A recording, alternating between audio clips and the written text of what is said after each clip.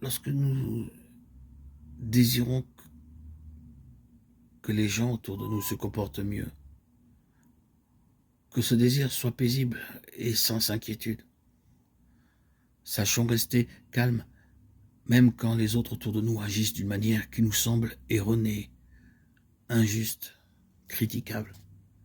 Faisons bien sûr ce qui dépend de nous pour les aider, voire les reprendre ou les corriger en fonction des responsabilités éventuelles que nous avons à assumer à leur égard, mais que tout se fasse dans la douceur et dans la paix, la patience.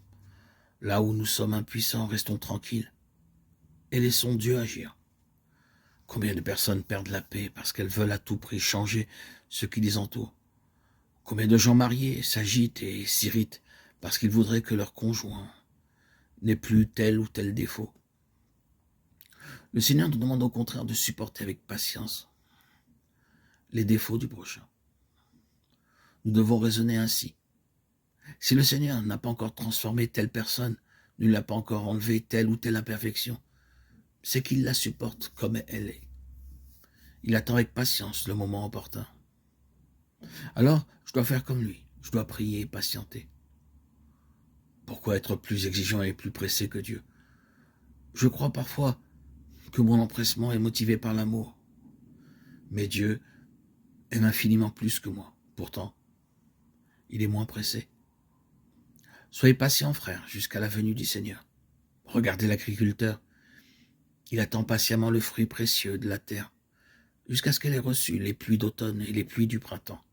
Jean 5, 7.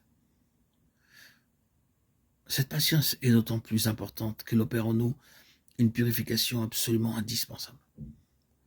Nous croyons vouloir le bien des autres, ou notre propre bien.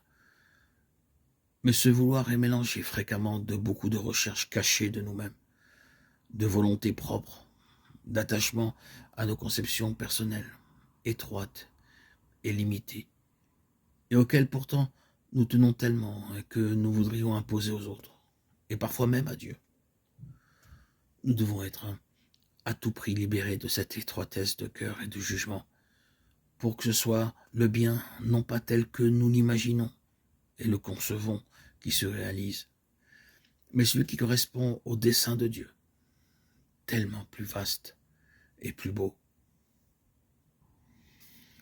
Quand une personne a fait un certain chemin dans la vie spirituelle, qu'elle désire véritablement aimer le Seigneur de tout son cœur, qu'elle a appris à lui faire confiance et à s'abandonner entre ses mains au milieu des difficultés, il lui reste cette qualité de patience qu'elle a développée et qui ne pourront que contribuer à son édification et à la compassion réelle pour son prochain. Cette personne sera alors, par la puissance que lui donnera cette vertu de patience, dans l'amour de l'autre, centrée plus sur elle-même, mais sur son prochain, sur ses besoins.